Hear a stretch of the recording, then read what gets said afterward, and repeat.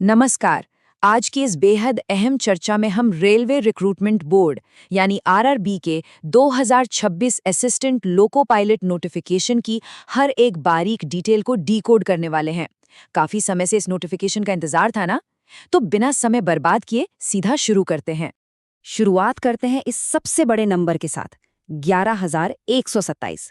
देखिए, ये कोई मामूली आंकड़ा नहीं है। इस बार इतनी बड़ी संख्या में वैकेंसीज आई हैं। ये सच में एक लाइफ चेंजिंग मौका है उन सभी के लिए जो रेलवे में अपना करियर बनाने का सपना देख रहे हैं। अब ये वैकेंसीज बंटी कैसे हैं, जरा इसे समझते हैं। मुंबई जोन ने तो जैसे बाजी ही मार ली है। वहां सबसे ज्यादा 1078 पद हैं। इसके बाद अजमेर में 600, प्रयागराज में कुल मिलाकर 610 और अहमदाबाद में 147 पद हैं। ये आंकड़े सिर्फ रटने के लिए नहीं हैं। फॉर्म भरते समय सही जोन चुनने की स्ट्रेटेजी बनाने में ये बहुत काम आने वाले हैं। तो हमारी आज की चर्चा का एजेंडा कुछ ऐसा रहेगा। पहला, 2026 की ये अपॉर्चुनिटी क्या है। दूसरा, एलिजिबिलिटी और लॉजिस्टिक्स। तीसरा, 4 चरणों वाला सिलेक्शन प्रोसेस। चौथा और सबसे अहम, मार्किंग का बड़ा बदलाव। और पांचवा, crucial A1 medical standards. Section 1, 2026 का ये बड़ा अवसर, पे और स्कोप। सबसे पहले पैसों की बात कर लेते हैं। ये एक लेवल 2 जॉब है जिसका बेसिक पे 19,900 रुपए है। अब सुनकर शायद लगे कि ये कम है, लेकिन रुकिए, इस जॉब में ओवरटाइम का स्कोप बहुत ज़्यादा होता है।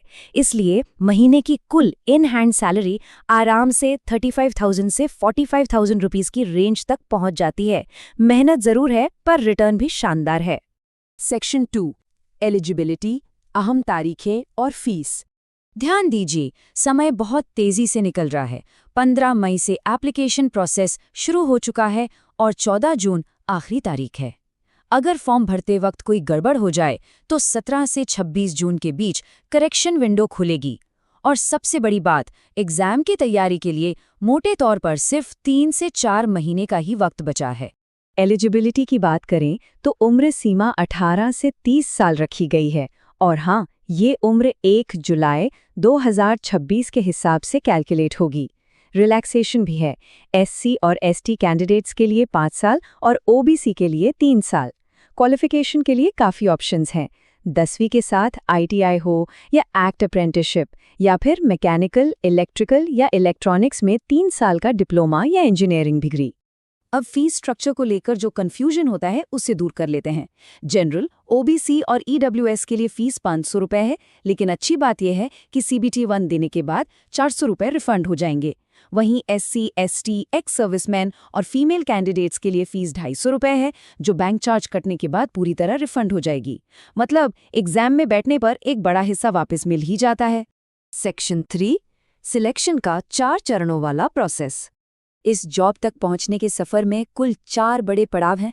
पहले सीबीटी 1, फिर सीबीटी 2, जिसके 2 हिस्से होते हैं। उसके बाद सीबेट यानी अपना साइको टेस्ट, और फाइनली डॉक्यूमेंट और मेडिकल वेरिफिकेशन। हर एक राउंड को पार करना एकदम जरूरी है। तो शुरुआत होती है सीबीटी 1 से। 60 मिनट, 75 सवाल और 1/3 नेगेटिव मार्किंग। इसमें मैथ्स, रीजनिंग और साइंस आएगी। लेकिन यहाँ एक बहुत बड़ा कैच है। ये सिर्फ और सिर्फ एक स्क्रीनिंग टेस्ट है। इसके मार्क्स फाइनल मेरिट में बिल्कुल नहीं जुड़ेंगे। ये सिर्फ सीबीटी 2 तक पहुंचने का एक एंट्री पास है, बस। असली खेल शुरू होता है सीबीटी 2 में। ये पूरे 2.5 घंटे का थका देने वाला टेस्ट है। इसमें 2 पार्ट्स हैं। पार्ट ए में 90 मिनट में 100 सवाल होंगे, वही मैथ्स, रीजनिंग और बेसिक साइंस वाले। पार्ट बी में 60 मिनट और 75 सवाल होंगे, जो पूरी तरह आपके ट्रेड पर आधारित होंगे। अब ध्यान रखने वाली बात यह है कि पार्ट बी सिर्फ क्वालिफाइंग है, जबकि पार्ट ए के मार्क्स ही आपकी मेरिट तय करेंगे। सेक्शन 4, मार्किंग का बहुत बड़ा बदलाव यानी गेम चेंजर। तो सवाल ये है कि 2026 के इस नोटिफिकेशन में ऐसा कौन सा बड़ा बदलाव हुआ है जिसने सबकी नींद उड़ा दी है। अगर कोई भी इस एग्जाम को लेकर सीरियस है तो ये जानना उसके लिए बेहद जरूरी है। पुरानी ट्रिक्स अब काम नहीं आने वाली।